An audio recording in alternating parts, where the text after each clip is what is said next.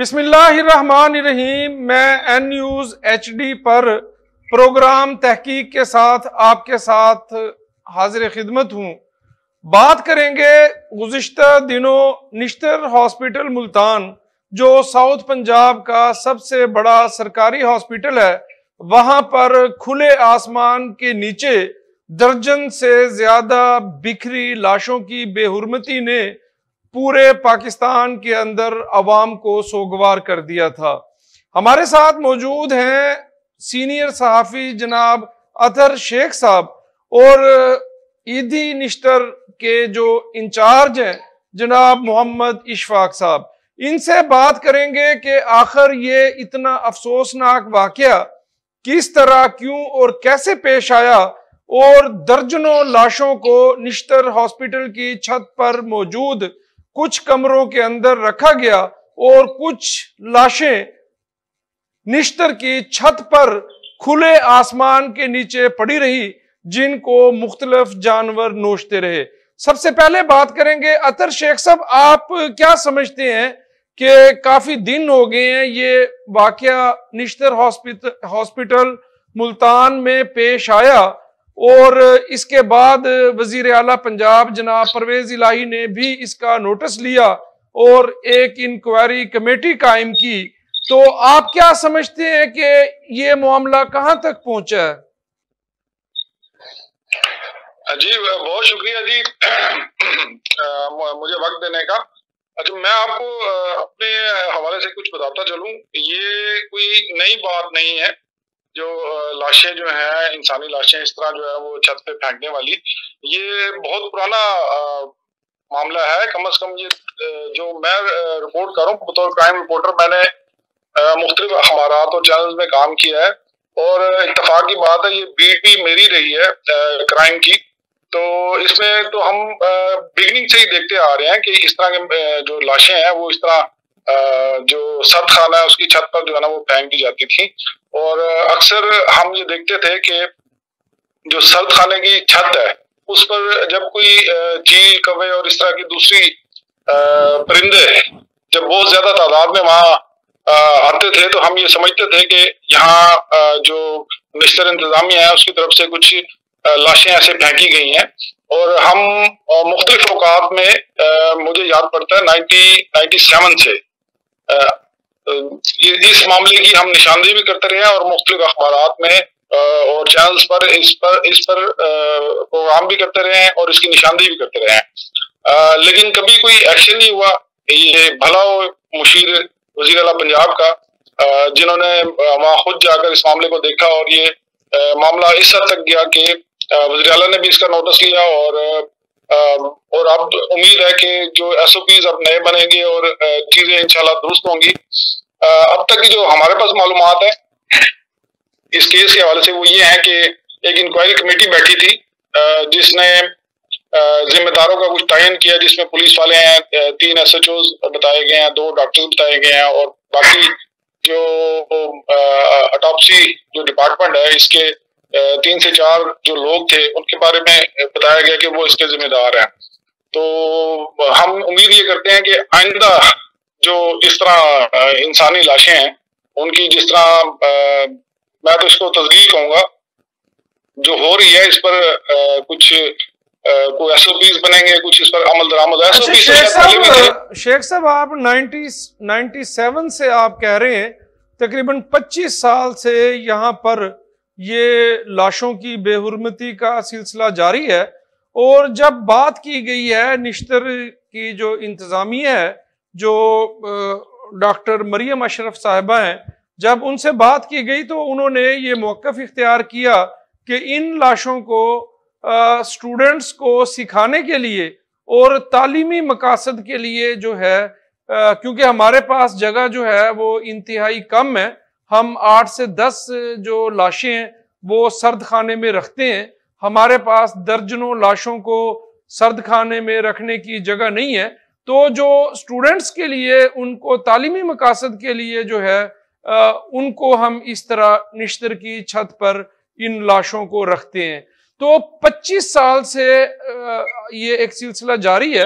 तो आप क्या समझते हैं कि पाकिस्तान में तो माहौल ऐसा है कि एक इशू बनता है, 2 या 3 दिन उस पर हमारा मीडिया और हमारी आवाम उस पर जो है एहतजाज करती है और फिर हम जो है वो पुराने माहौल में वापस चले जाते हैं। तो कोई बेहतरी की ऑप्शन आपको नजर आ रही है कि इंक्वायरी के बाद डॉक्टर मरियम अशरफ साहिबा को जो है उनके ओहदे से बर्खास्त कर दिया गया है और मुल्तान के 2 SHO, जिनमें थाना शाहरुख ने आलम के SHO और उमर फारूक और थाना सीतलमाड़ी के SHO जनाब सईद सियाल को भी मुअत्तल कर दिया गया है। तो आप क्या समझते हैं कि इसके बाद ये कोई बेहतरी की गुंजाइश है या जैसे अशरों से ये सिलसिला चल रहा है उसी तरह चलता रहेगा? जी, इसमें देखने की बात यह है कि ये जो SOP पहले से बने हुए हैं, असल बात है उन पर अमल दरअमल करने की। अब जैसे मैं आप इस इशू जब सामने आया है तो इससे पहले जो बात होती थी उसमें हमें ये बताया जाता था कि जो ऐसी लाशें जिनकी शनाख्त नहीं होती उनको पहले कोशिश करते हैं कि उनकी शनाख्त हो जाए। अच्छा, जब ना हो शनाख्त तो उसका फिर तरीकाकार ये होता है कि वो तबी तदरीस के लिए कुछ लाशें जो है वो उनके हवाले कर दी जाती हैं और बाकी लाशों को जो है वो अमानतन सुपर्द खाक किया जाना चाहिए। ये तो है इसका कानून जी जो हमें बताया। अच्छा, अब इसमें होता ये था कि जो हम ये देख रहे थे कि भी वो इस तरह बॉडी की जो डिकम्पोजिशन है, इसको इस तरह का वो एक टर्म इस्तेमाल करते हैं, तो उसकी आड़ में या उसके लिए ये छतों पे इसको फेंकते हैं और छतों पे जब फेंकते हैं तो उसका लाजमी बात है उन लाशों के साथ जो होता है कील कवे और इंतहाई अफसोसनाक बात है, इंतहाई अफसोसनाक और शर्मनाक बात है कि इतने जदीद दौर में भी जब तकरीबन हमारे पास तमाम सहूलियात मुयस्सर हैं तो हम जो है इस तरह खुले जो आसमान के नीचे लाशों को फेंकते हैं और फिर उनकी तज़ीक होती है। हमारे साथ स्टूडियो में मौजूद हैं मोहम्मद इशफाक साहब जो इंचार्ज हैं ईदी निश्तर सेंटर मुल्तान के। उनसे बात करते हैं कि इस वाक़े के मंजर आम पर आने के बाद की अब तक की मौजूदा क्या सूरत हाल है और वो कितनी लाशों की तदफीन कर चुके हैं और वो इस मामले को कैसे देखते हैं, क्योंकि वो निश्तर में अपनी जिम्मेदारियां पूरी करते हैं और ईदी जो है वो लाशों की अमानतन तदफीन के हवाले से और इस तरह जो बगैर शनाख्त के लाशें होती हैं ये सारा प्रोसेस जो है उसमें ये मुसलसल इन्वॉल्व रहते हैं। जी इशफाक साहब, आप इसके बारे में ये इतना इंतहाई अफसोसनाक और दिलों को हिला देने वाला वाक़या है कि जिन लाशों की इस तरह जो है तज़हीक और तौहीन होती है वो उनके प्यारे मौजूद होते हैं, तो आप क्या समझते हैं कितनी लाशों की तदफीन कर चुके हैं और कितनी लाशें अभी मौजूद हैं और इसका क्या तरीक़ाकार होता है? सर, अब तक जो है ना हमारी एम्बुलेंसेस के जरिए 75 डेड बॉडी जो है ना निश्तर से आउट हो चुकी हैं, जिनको मुख्तलिफ कब्रस्तान में जो है ना तदफीन किया है, जिनमें से 35 की कब्र और कफन सब कुछ हमने अपनी तरफ से ईदी फाउंडेशन ने प्रोवाइड किया है। हमने जो दूसरे अपनी तरफ से लेके गए उनको भी कहा था तमाम तर सहूलियात हम देने को तैयार हैं। जिन जिन पुलिस वालों ने हमसे रब्ता किया, एप्लीकेशन दी हैं, हमने उनको तदफीन के मुकम्मल सहूलियात दी हैं। उसके अलावा हमें जो है ना 25/9/2021 को निश्तर इंतजामिया ने 18 डेड बॉडीज दी थी। 25/9/2021 को हमने उनको तदफीन कर दिया SOPs के साथ। इसके अलावा 23/12/2021 को 8 डेड बॉडीज दी थी हमें निश्तर इंतजामिया ने एक ही दिन में, ये हमने उनको भी तदफीन कर दिया। इससे पहले वक्तन फक्तन पुलिस वाले हमारे पास आते हैं, सर्द खाने से जो डेड बॉडी उनके हवाले होती हैं हम उनकी भी तदफीन कर देते हैं। हमारे पास लंबा प्रोसेस नहीं होता, पुलिस वाला आता है, एप्लीकेशन देता है, हमारे पास सिर्फ 4 से 5 घंटे में प्रोसेस हो जाता है और उस डेड बॉडी की SOPs के साथ तदफीन हो जाती है।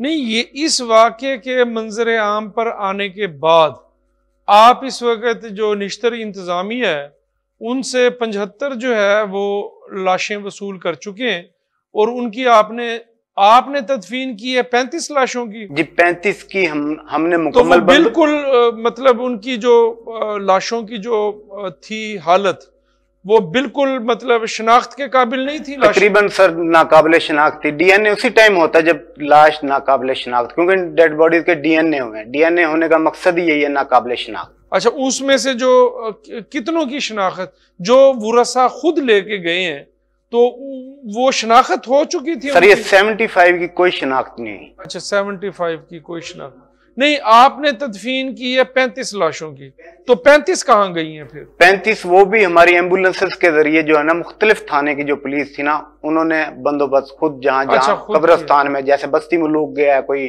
थाना सितलमाड़ी था, वो अपनी ले गए थे।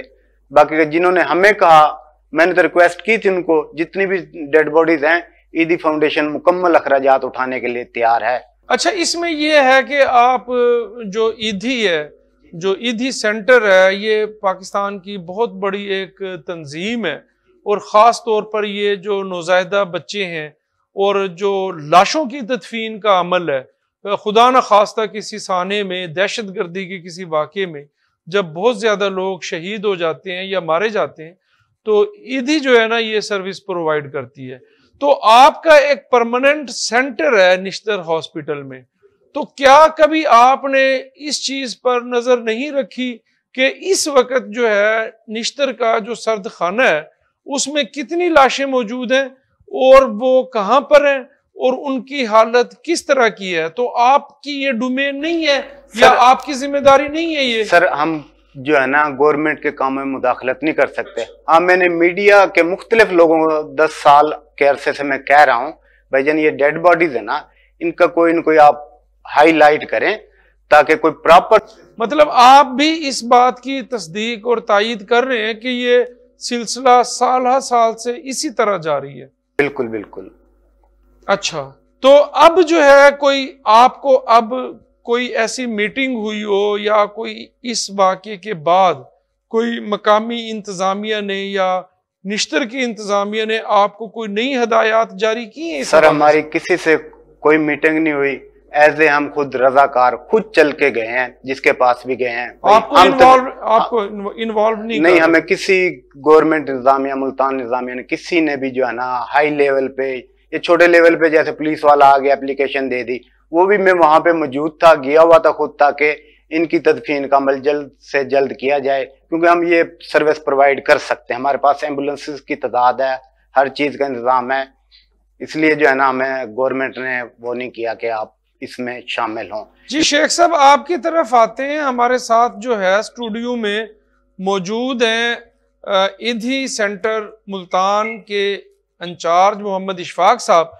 तो ब्रेक के बाद यहाँ लेते हैं एक छोटी सी ब्रेक, और ब्रेक के बाद हम बात करेंगे सीनियर सहाफ़ी जनाब शेख अतर साहब से कि वो आने वाले दिनों में ये जो मामला है इंतहाई अफसोसनाक है कि हमारी जो मीडिया है और जो हमारे जो सोशल मीडिया के लोग हैं, जो इलेक्ट्रॉनिक मीडिया के लोग हैं, उनकी भी ये जिम्मेदारी है कि वो इस हसास मसले पर जो है बार बार आवाज उठाते रहें और इस पर एक बाज़ाब्ता चेक एंड बैलेंस रखें।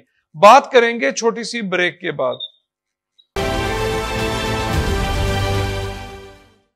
जी, हम बात कर रहे थे निश्तर हॉस्पिटल में लाशों की बेहुर्मती के हवाले से दिल दहला देने वाले वाक़े पर, और हमारे साथ मौजूद हैं सीनियर सहाफ़ी शेख अख्तर शेख साहब। तो जी शेख साहब, आप क्या समझते हैं? हमारे साथ स्टूडियो में मौजूद हैं जो ईदी निश्तर सेंटर इंचार्ज हैं, तो इशफाक साहब। तो ये क्या समझते हैं कि भाई आगे क्या इस मामले, ये मामला यही खत्म हो जाएगा या चलता रहेगा, या हमारी मीडिया की क्या जिम्मेदारी है इस पर? जी हारून साहब, मीडिया की जो जिम्मेदारी है वो हमेशा से अदा करता रहा। जैसे मैं आपको बता चुका हूँ 1997 से, तो मैं इसकी मुख्तलिफ दौर में जो है वो निशानदेही करता हूँ। आपको मैं बल्कि एक बताता हूँ, आपके साथ शेयरिंग करता हूँ। 2006 में एक दफा इस तरह हुआ था कि इनका जो डिपार्टमेंट है ऑटोप्सी वाला, इन्होंने इनके दफ्तर के बाहर कोई गमले थे, तो गमलों में मुझे मिली थी उस वक्त 6 अनबॉर्न बेबीज की लाशें।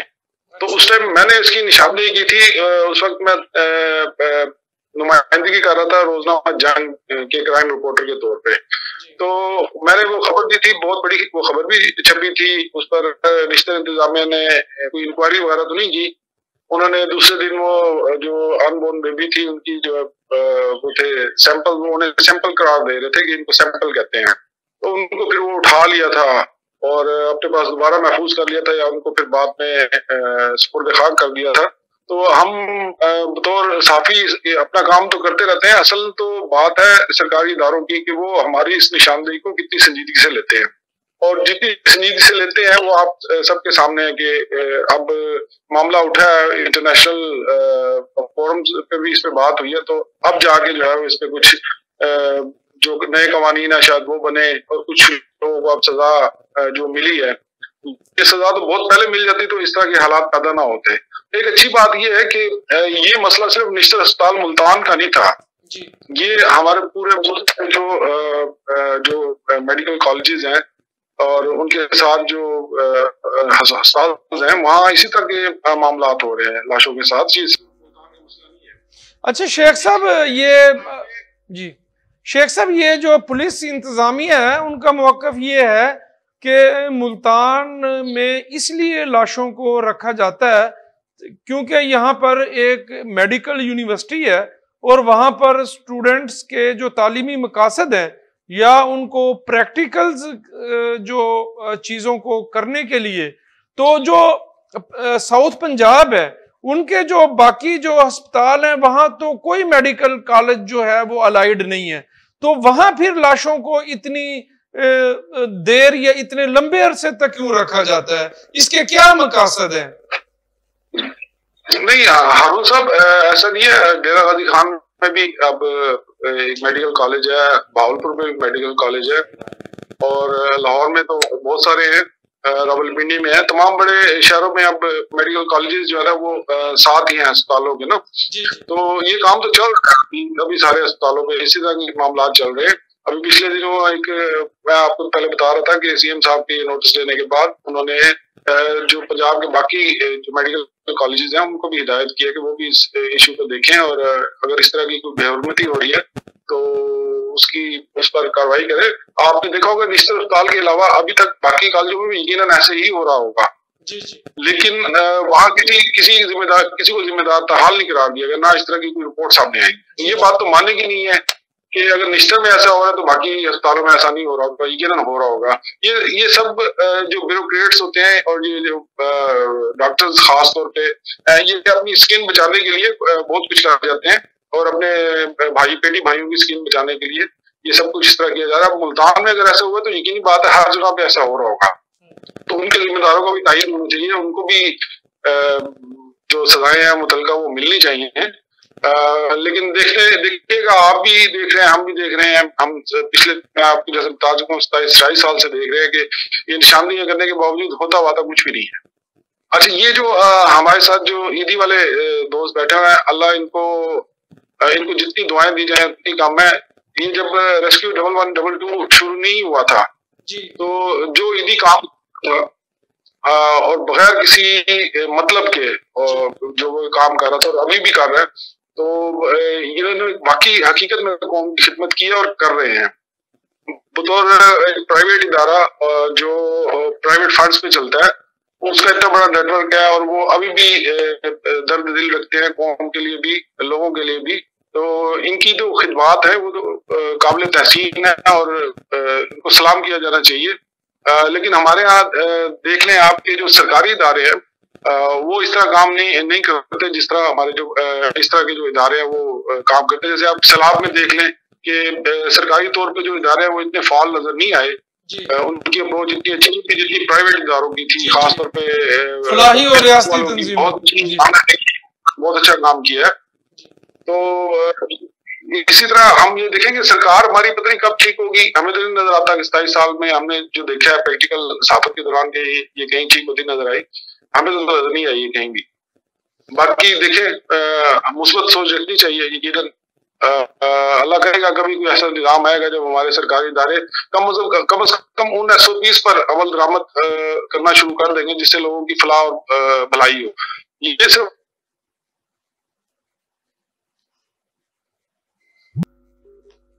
जी शेख साहब हमारे साथ मौजूद थे। हम बात कर, इशफाक साहब जो है, आप कितने अरसे से मुंसलिक हैं निश्तर हॉस्पिटल के साथ, या ये 12 साल से मैं सर इधर निश्तर सेंटर में मौजूद हूँ। तो ईदी का जो है जो निज़ाम है वो कितने अरसे से निश्तर हॉस्पिटल के साथ? ये तकरीबन 30 साल से सर निजाम। तो आप 12 साल में आप तकरीबन कितनी लाशों की तदफीन कर चुके हैं? सर हम बहुत सारी डेड बॉडीज की जो निश्तर से जो है ना मुख्तलिफ थानों की जो आती है उनकी तदफीन कर चुके हैं। तो आपकी क्या राय है, आप क्या समझते हैं कि हमारे पास कानून मौजूद है, हमारे पास जो है SOPs मौजूद हैं, तो जो है हम कैसे जो है इस मामले को बेहतर कर सकते हैं? सर इसके बारे में एक तो गवर्नमेंट को चाहिए कि प्रॉपर वेबसाइट बनाए।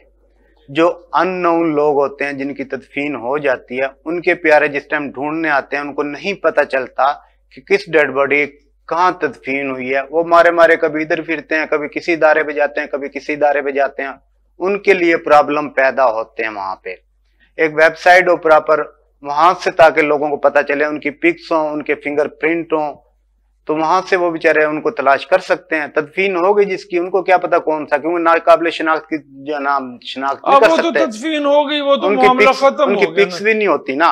मैं गवर्नमेंट से वैसे रिक्वेस्ट करना चाहता हूँ, गवर्नमेंट अपनी मुल्तान इंतजामिया से, कि प्रॉपर ईदी को एक कब्रिस्तान दें, एक जगह अलग एक जगह दें जहां पे CR नंबर लगे और सबके सीरियल वाइज हो, उनके पिक्स हों, तो उसके मुताबिक हम जितने भी लावारिस होंगे ना, उससे आप ये कह रहे हैं कि एक अलहदा जगह का तयन किया जाए, एक कब्रिस्तान मुख्तस किया जाए। जी। और जो गैर शनाख्त शुदा लाशें हैं जब वो निश्तर अस्पताल से आपको दी जाए या थानों को दी जाए, तो वो उस रिकॉर्ड के मुताबिक उनकी तदफीन हो।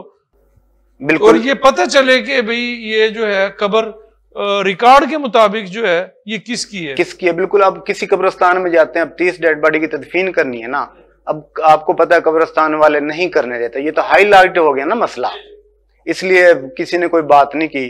तो ये प्रॉपर कब्रें बनाई जाती हैं या बस ऐसे खानापुरी की जाती है? हर कब्र अलग अलग, क्योंकि DNA टेस्ट हुए ना।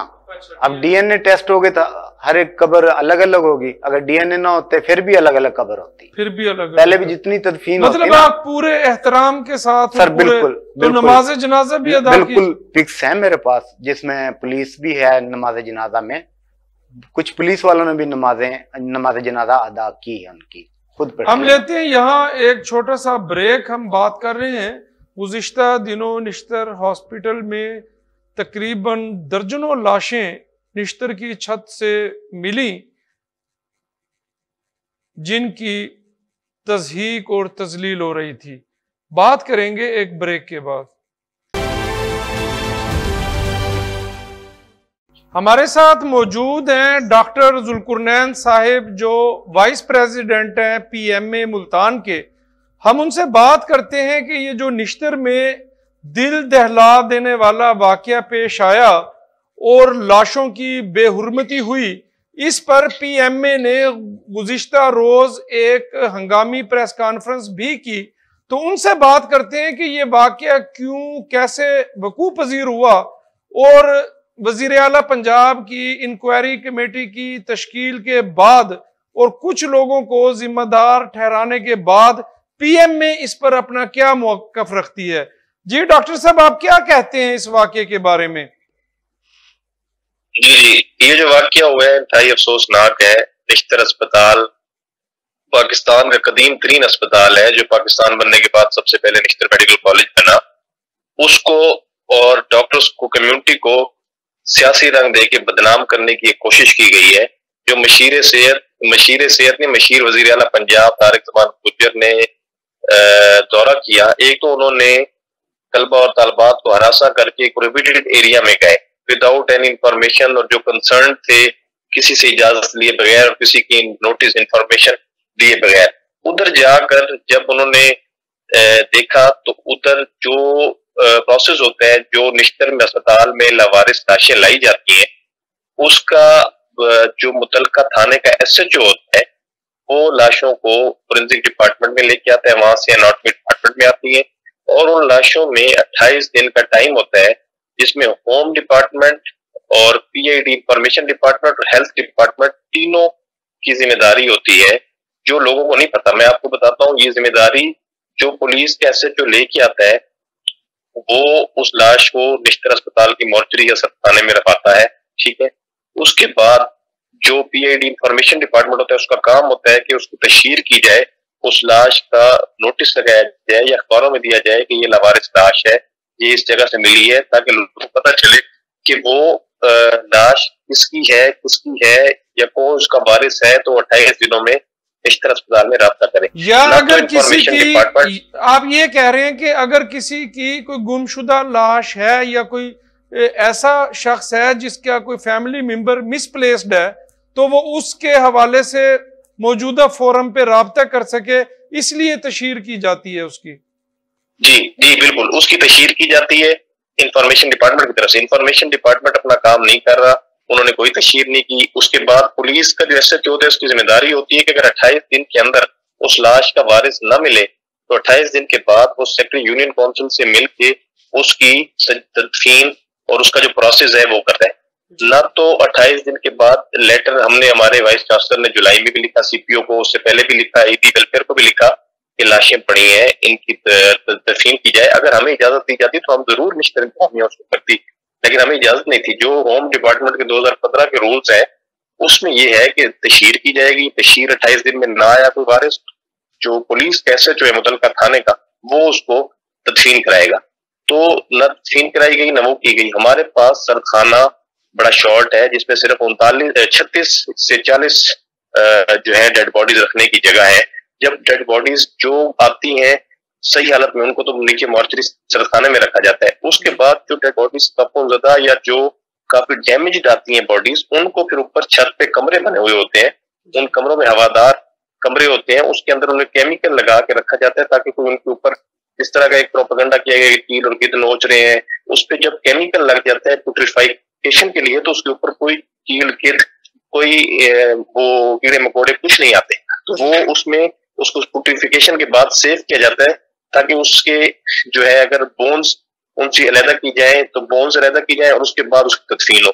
लेकिन बदकिस्मती से इसके कोई रूल्स एंड रेगुलेशन नहीं बनाए गए। उसके बाद लाहौर हाई कोर्ट ने 2019 में एक डिसीजन दिया कि जो हेल्थ और होम डिपार्टमेंट नादरा के साथ मिलकर जो तदफीन इसकी जो तशखीस है, शनाख्त है बॉडीज की, वो करें। नादरा ने कहा कि हम सिंपैथेटिक ग्राउंड्स पे लावारिस लाशों की सिर्फ हर लाश की 200 रुपए में उनकी फिंगरप्रिंट से या उससे हम इसकी तशखीस कर देंगे। लेकिन गवर्नमेंट ऑफ पंजाब ने वो 200 रुपए अरेंज ना हो सका और आज तक 3 साल में किसी एक भी डेड बॉडी की तशखीस नहीं हुई। ये मसला निश्तर का या मुल्तान का नहीं, ये पंजाब लेवल पे इसके कोई SOPs प्रॉपर नहीं है, कोई तशखीस नहीं। उसके बाद जब ये मामला आया तो बिल्कुल उसमें 4 लाशें ऐसी थी जो ओपन छत पे पड़ी थी, जो कि नहीं होनी चाहिए थी, कमरों में होनी चाहिए थी। बाकी जितनी भी लाशें थी 76 के करीब या 70 के करीब वो कमरों के अंदर पड़ी थी और उनमें प्यूट्रिफिकेशन का अमल था और सारे केमिकल्स लगे हुए थे।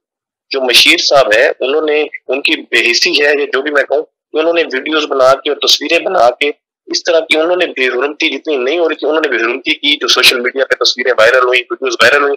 अगर वो चाहते जी अंदर के सरखाने की बात करते कि सरखाने को बढ़ाया जाए, सरखाने की कैपेसिटी कम है, वो बात करते कि इसके SOPs बनाए जाए, उन्होंने वो बात नहीं की। वो चाहते तो हुकूमत के नुमाइंदे हैं, बगैर किसी सियासी पॉइंट स्कोरिंग के या बगैर सोशल मीडिया पर तशहीर किए बगैर भी वो इस मामले को जो है अल्लाह पाक की रजा के लिए बेहतर तरीके से सॉर्ट आउट कर सकते थे, बनिस्बत ये कि उन्होंने पॉलिटिकल माइलेज लेने की कोशिश की है इस पे। जी उन्होंने पॉलिटिकल वो करने की कोशिश की और उसके बाद एक इदारे की, कम्युनिटी की, वो उसके बाद अब जो लास्ट 3 दिनों में 56 लाशें एक की तदफीन एक दिन हुई है और 22 लाशों की एक दिन हुई है। और जो 56 लाशों की तदफीन हुई है, मैं आपको बताऊं कि मुल्तान के और उसके गिरतो जवार के मुल्तान डिवीजन 19 थानों के SHOs उधर मौजूद थे। ये पुलिस डिपार्टमेंट अपने जिस इलाके की लाश थी, जिधर मिली थी, वो SHO अपने सारे डॉक्यूमेंट लेके आए। उसके बाद लाहौर से DNA की टीम आई, पुलिस ने उसकी DNA लगाया, उसके बाद उसकी तदफीन हुई। निश्तर इंतजामिया और डॉक्टर्स कम्युनिटी और सबने उसकी सारी मावनत की, लेकिन जब तक पुलिस ना आए, पुलिस उसको ना करे, तो उसमें अब सिर्फ और सिर्फ रोल निश्तर इंतजामिया का या डॉक्टर्स का नहीं है, इसमें सारे डिपार्टमेंट्स का मुश्तरका रोल है, इंफॉर्मेशन डिपार्टमेंट, हेल्थ डिपार्टमेंट और होम डिपार्टमेंट। और अभी भी इनके प्रॉपर SOPs नहीं बने। ये वाकया तो हो गया, उसके बाद निश्तर में जो 76 डेड बॉडीज थी उनकी तदफीन भी हो गई है, उनके जनाजे पढ़ा दिए गए, सारा कुछ हो, लेकिन जब तक इसके रिटर्न SOPs अभी भी नहीं आए। रिटर्न SOPs हमारी तो यही मुतालबा था, हमने प्रेस कॉन्फ्रेंस में किया, एक तो सर्द खाने को तोसी की जाए, सिर्फ 36 से 40 लाशों की जगह सर्द खाने, और हमारा PC1 पंजाब हुकूमत के पास गया हुआ है एक्सटेंशन के लिए, उसके AC जो है वो ठीक नहीं है, उनको ठीक कराया जाए, सर्द खाने की तोसी की जाए। पूरे जो कि पंजाब और बलूचिस्तान किधर किधर से लवारिस लाशें आती है, तो हमारे पास कैपेसिटी बहुत थोड़ी है।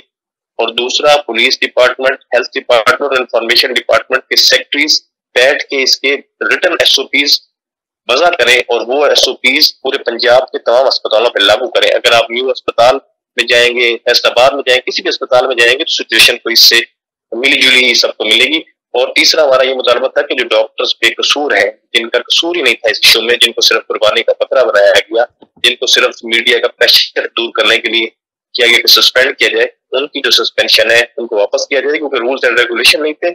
इसमें गवर्नमेंट की भी फॉल्ट है और डिपार्टमेंट्स की भी फॉल्ट है, तो उसको फर्दर बेहतर करने के लिए SOPs है। और डॉक्टर साहब बहुत शुक्रिया, आपका मौक़िफ़ सामने आया है, लेकिन ये तकरीबन एक हफ्ते तक पाकिस्तान के इलेक्ट्रॉनिक मीडिया पर जिस तरीके से इस मामले को प्रेजेंट किया गया, तो ये जो आपने आज इसको अपने जो नुमाइंदगी की है अपने डॉक्टर्स के हवाले से और निश्तर इंतजामिया की तरफ से, तो ये तो एक बिल्कुल अलहदा रुख है।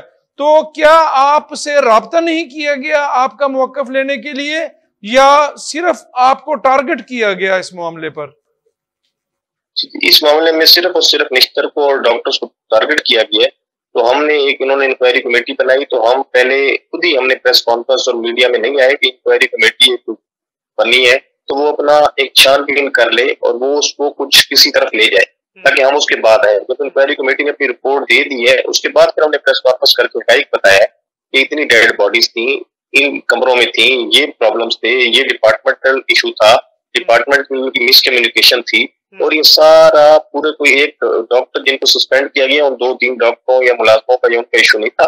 ये पूरी पंजाब हुकूमत के SOPs ना होने की वजह से और सर्द खाना शॉर्ट कम होने की वजह से और उस वजह से इशू थे। तो इनको फर्दर बेहतर किया जाए, लेकिन अभी भी कोई SOPs अभी तक नहीं बने इनके, और इसके एक प्रॉपर तरीका जो होना चाहिए, जिस तरह हमारी तो ये मुतालबा है कि इससे रिटर्न SOPs बने जो हर अस्पताल में हो, ताकि उसके हिसाब से नेक्स्ट की लाशों, अगर हमें निश्तर को इजाजत देंगे तो हम तो तस्लीम कर देंगे, लेकिन हमारे पास लवारिस लाशों को तस्लीम करने की इजाजत नहीं है।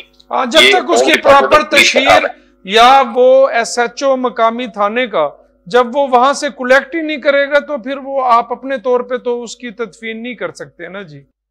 जी जी बिल्कुल। बहुत शुक्रिया। डॉक्टर जुल्कुरनैन साहब हमारे साथ मौजूद थे, PMA के वाइस प्रेसिडेंट मुल्तान के। उन्होंने बड़े बेहतरीन तरीके से अपना मौका पेश किया कि ये हुकूमत पंजाब के तमाम अलाइड डिपार्टमेंट्स का मामला था, ना कि इसकी जिम्मेदारी सिर्फ और सिर्फ निश्तर की इंतजामिया पर डाली जा सकती है। मेरे साथ स्टूडियो में मौजूद हैं ईदी सेंटर के इंचार्ज जनाब मोहम्मद इशफाक साहब। जी बिल्कुल, जैसे आप कह रहे थे कि 75 के करीब लाशों की तदफीन की गई है, और डॉक्टर जुल्कुरनैन साहब भी यही कह रहे थे कि तकरीबन 56 और 22 के करीब जो है उनके प्रॉपर DNA करने के बाद उनकी लाशों की तदफीन की गई है। तो ये लाशें जो हैं ये आती कहाँ से हैं? ये मतलब जब निश्तर में इन लाशों को लाया जाता है, तो ये क्या इन्होंने ये खुदकुश जो लोग खुदकुशियां करते हैं, या जो ये कहाँ से आपके पास सोर्स क्या है इसका? सर ज्यादातर इनमें पहले नंबर पे नशई लोग होते हैं, दूसरे नंबर पे ये मर्डर केस होते हैं जो कि नहरों से मिलते हैं, कहीं खेतों से मिल जाते हैं, ब्लाइंड केस होते हैं। तीसरे नंबर पे बुजुर्ग होते हैं सर, अच्छा, बुजुर्ग शहरी जो होते हैं वो होते हैं। और चौथे नंबर पे एक्सीडेंट केस है, एक्सीडेंट केस।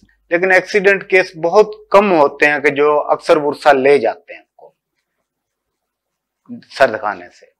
अच्छा, तो अब आपने जैसे हुकूमत पंजाब को तजवीज़ दी है तो कि इसके लिए एक अलहदा कब्रिस्तान का तयन किया जाए, और ताकि तदफीन के बाद भी अगर हमारी सोसाइटी के लोग अपने प्यारों की कब्रों की जो है शनाख्त के लिए जो है वो राब्ता करें, तो कम से कम ये हो कि आप उस मुतल्लिका कब्र तक पहुंच जाएं कि ये किसकी कब्र है। तो ये जो फैसल ईदी साहब हैं, जो पूरे पाकिस्तान के जो ईदी की जो तंजीम है उसके जो इंचार्ज हैं, तो वो क्या हुकूमत से राब्ते में नहीं है कि उनको जिस किस्म के मसाइल का सामना करना पड़ता है, या तो वो हमारे हुकूमत उनसे इन कांटेक्ट नहीं है? सर, हम रिक्वेस्ट ही कर सकते हैं गवर्नमेंट से, क्योंकि जो मामलात होते हैं, क्योंकि इंतजामिया के मामलात में हम मुदाखलत नहीं करते होते। अच्छा। जी जी। आज हम बात कर रहे थे निश्तर हॉस्पिटल मुल्तान में आने वाले एक इंतहाई अफसोसनाक वाक़े के बारे में, जिसमें ये इंकशाफ हुआ था कि निश्तर अस्पताल की छत पर दर्जनों ऐसी लावारिस लाशें मौजूद हैं जो खुले आसमान के नीचे मौजूद थी। इस वाक़े पर एक इंक्वायरी कमेटी कायम की गई, जिसके नतीजे में निश्तर हॉस्पिटल इंतजामिया के कुछ डॉक्टर्स को और मुल्तान पुलिस के कुछ SHOs को मुअत्तल किया गया।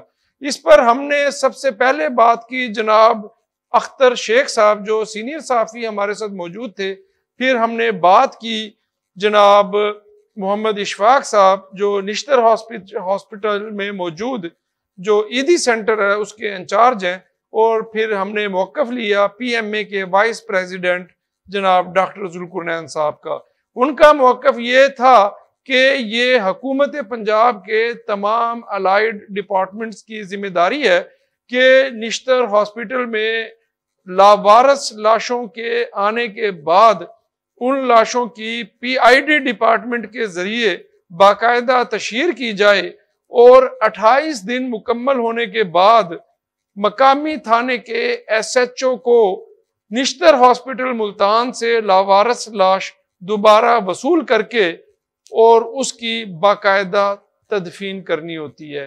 ये सिर्फ और सिर्फ निश्तर इंतजामिया की जिम्मेदारी नहीं है, ये हुकूमत पंजाब के तमाम इदारों की जिम्मेदारी है कि वो लावारिस लाशों की तदफीन के इंतजामात में उनको सुपुर्द खाक करने के लिए अपना ताउन करें। N News HD पर प्रोग्राम तहकीक के साथ हारून अंजुम आपके सामने हाजिर खिदमत था। इंशाअल्लाह अगले प्रोग्राम तक मुझे इजाजत दीजिएगा। अल्लाह हाफिज।